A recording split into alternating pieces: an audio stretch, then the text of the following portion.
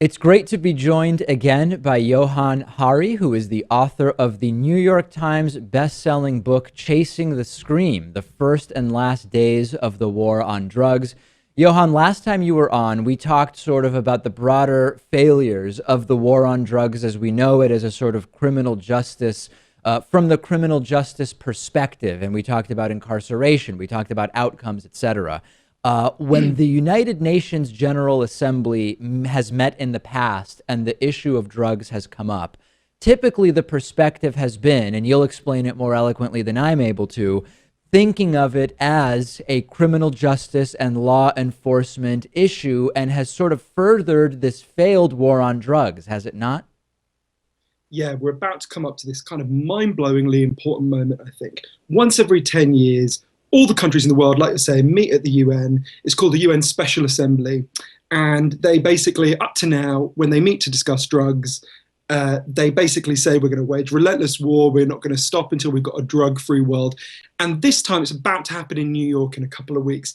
And this time, for the first time ever, loads of countries are going to turn up and say, we're not doing this anymore. It doesn't work. It's been a catastrophe for us. It's been a catastrophe for everyone. There is a better way and we've got to choose it. So one of the things that's been really interesting for me is over the last few months, speaking to representatives of the countries that are going to speak out. And their stories, I think, are really moving and inspiring. And talk a little bit about there's this global drug treaty that was written in 1961, which basically puts on paper that it's going to be a war on the drug users and addicts and sellers as a sort of law enforcement operation. And that's where some of these possible declarations could really set a new path forward, couldn't they? I think so. So I've spoken to representatives of 3 countries who are opposing the drug war for quite different reasons, but they really fit with the reasons why people are rebelling against the drug war within the US itself. So, for example, excuse me, Mark Golding is the Justice Minister for Jamaica. And he had a real turning point a few years ago when he had to phone a woman and tell her that her son had been arrested for smoking a spliff in the street and beaten to death in prison. And for him, it was a moment when he just thought, why are we doing this? You know, he doesn't think cannabis is any more harmful than alcohol. He then spoke out. He argued for the decriminalization of cannabis within Jamaica, which has succeeded. He sees real parallels with the Black Lives Matter movement. Wherever you ban drugs, because the drug laws are so widely broken, they're broken by half the population of the United States, for example, you simply cannot enforce them against everyone. Who do they end up being enforced against? It's the most unpopular group within any society, the group with the least economical, political power to fight back. Now, in the United States, obviously we know about structural racism. A lot of that has been focused on African Americans. In Jamaica, it's obviously almost everyone is black, but it's been focusing against poor and disenfranchised young men. So here's one example. A completely different country, more than 5,000 miles away, the Czech Republic. Their minister for drugs is an extraordinary man called Jindřich Voboril. And he's himself a former addict. He basically grew up as a street kid. He had a quite a violent alcoholic father, and he started kind of heavily consuming any substance he could get hold of. A lot of his friends died. The only thing that really pulled him out of it is he discovered the punk underground and the resistance to the communist dictatorship. And when communism fell, he set up the first drug rehab center in the Czech Republic. But he realized that he was blocked from doing things that actually, a lot of the things that actually save addicts' lives by the global drug war, by these treaties that prevent you from doing really sensible things like prescribe heroin. And Voboril will be saying at the UN Assembly, you know, his big thing will be to talk about how the drug war kills addicts. Switzerland has legalized heroin. I went to see it. In the more than 10 years since that happened, do you know how many people have died of heroin overdoses on legal heroin? Nobody. Portugal decriminalized all drugs. The result was that injecting drug use fell by 50%, massive fall in overdose deaths, massive fall in deaths of all kinds among addicts. So Voboril will be talking about the need to make sure that we stop policies that kill addicts and turn to the policies that save their lives. And just the last one, and I think actually of all the moral issues, I think the other two are hugely important. I think this is the biggest. Mauricio Rodriguez, who I met up with in Cartagena in Colombia, who's advising President Santos on this, is advising the president, and the president will be saying, you know, the violence caused by prohibiting drugs is a catastrophe. More people have died in the drug war violence, by some estimates, in Mexico and in Colombia than have died in the war in Syria, to give you some example. And you compare how much we rightly talk about Syria to how little we talk about this violence that we cause. When you ban drugs, they don't go away. They're transferred to armed criminal gangs. Those armed criminal gangs go to war to control that trade. I mean, I tell that story in my book through the story of a hitman for the deadliest Mexican drug cartel who I got to know. But that violence ends when drug prohibition ends. And if you want to know why, ask yourself, where are the violent alcohol dealers today? Does the head of Heineken go and shoot the head of Smirnoff in the face? No, that's exactly what happened under alcohol prohibition. So there's a real mixture of reasons why people are going to be speaking out, but they'll come together to kind of argue that we've got to pursue much better policies. And Johann, will there be, do you believe that what has taken place in the United States in, for example, Colorado, which is the state where we now have the biggest amount of data about their legalization process, will any of that, do you imagine, be discussed or entered into the discussion? All three of them brought it up to me. It's hard to underestimate the degree to which the significance of what the people of Columbia and Washington State and Oregon have done is really reverberating. Colorado, not Columbia, I think you mean, right? Colorado, not Columbia. Oh, sorry, I meant to say Colorado, Washington, and Oregon, yeah, and Alaska. So the states that have voted to move on this. And it's worth noting that that wasn't done by politicians, right? In fact, politicians resisted it in most of those states. It was done by ordinary citizens who banded together and demanded an alternative. The crucial significance of that, and it really goes to what the US position will be at the UN, is up to now, the US has been the country that's been imposing this war on the world through a mixture of kind of threats, bribes, violence. That's how it's always been imposed upon the world, right from the start of drug prohibition 100 years ago. And because of the rebellion by ordinary Americans in the states that you mentioned, the US is entering the UN in a really difficult position if you want to maintain the drug war, right? They're turning up and they're banging their fist on the table and saying, you've got to all go to war against drugs. But at the heart of the country that's been imposing this on the world, the drug war has begun to fall apart. They actually have licensed, legal, regulated sale of marijuana. It's, of course, been very successful. You know, support for cannabis legalization has gone up since people have seen it in practice.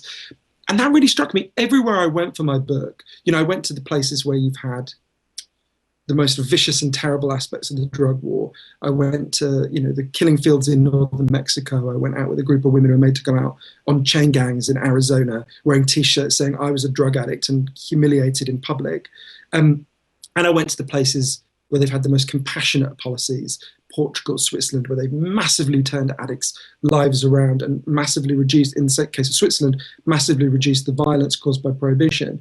You know, the evidence that we have now, this is not a theoretical debate, and this is one of the things, partly because of Colorado and the other countries, that people will be able to explain at the UN. The last time this was debated 10 years ago, the alternatives to the drug war were a theory. We could point to the things that happened 100 years ago. This time we've got evidence. You know, and one of the most powerful things that can be explained is, okay, the US wants to say, let's carry on with the drug war, not representing its people, by the way, but the US government want to say that. Let's look at the evidence. The United States has spent $1 trillion, 100 years. They've killed hundreds of thousands of people. And at the end of all that, they can't even keep drugs out of their prisons, which gives you some sense of how well this policy works. Whereas we can look at the places that have chosen the alternatives and see the results there, and they're pretty stunning.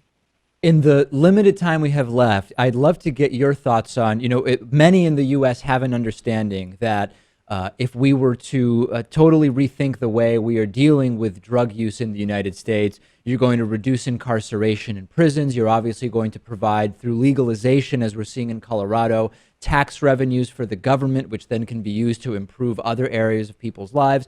But can you give us just a few of the other ways in which stopping this failed drug war would benefit the United States or any country, really? Well, one of the things that's very close to my heart is what we do to addicts. One of my earliest memories is trying to wake up one of my relatives and not being able to. And to me, maybe it's just because of my personal experience, but what happened in Portugal with addicts, I think, is really important. They had a huge drug problem. 1% of the population was addicted to heroin by the year 2000. And what they did is they decided to set up a scientific panel to really figure out what would solve this problem. And the panel came back and said, decriminalize all drugs, from cannabis to crack. But, and this is the crucial next step, take all the money we currently spend on making addicts' lives worse, on screwing their lives up, on giving them criminal records, on shaming them and stigmatizing them, and spend it instead on programs to turn their lives around. And it's interesting, it's not really what we think of as drug treatment in the US and Britain. So they did some rehab and some psychological support, and that does have some value. But the biggest thing was a huge program of job creation. They had a huge program of microloans, so addicts could set up small businesses that they ran themselves. Huge program of subsidized jobs. The message, the goal was to say to every addict in Portugal, we love you, we value you, we're on your side, we want you back.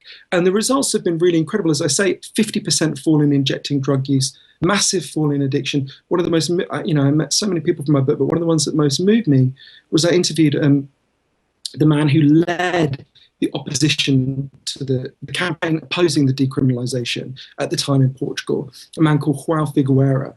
He was the top drug cop in Portugal, and he said at the time, you know, this is going to be a catastrophe. You know, we're going to have addicts everywhere, we're going to have a huge increase in drug use. And when I went to see him, he said, everything I said would happen didn't happen, and everything the other side said would happen did.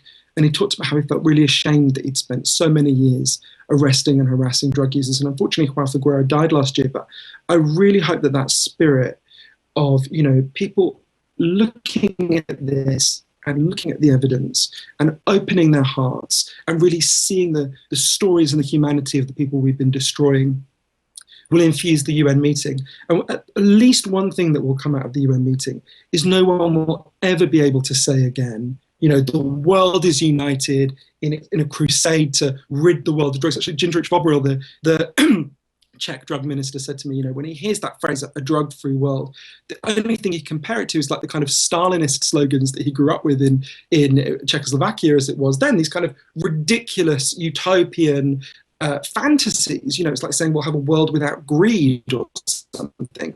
It's ludicrous. It's worth thinking about how removed from reality the drug war is, that you can actually have a slogan that the goal is to have a drug-free world, and people don't just laugh out loud. There has never been a drug-free world. There's never been a society where human beings didn't seek out intoxicants. It's a basic human impulse.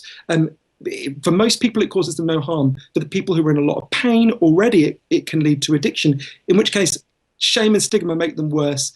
Love and compassion help them turn their lives around. And I think that message is really starting to percolate across the world now. The book, of course, is Chasing the Scream, the first and last days of the war on drugs. We've been speaking with the book's author, Johann Hari. Johann, thanks as always for joining us. Thank you so much. And if anyone wants any more information, then go to www.chasingthescream.com. Thank you so much, David. You always do really great work on the subjects. I really appreciate it. Thank you.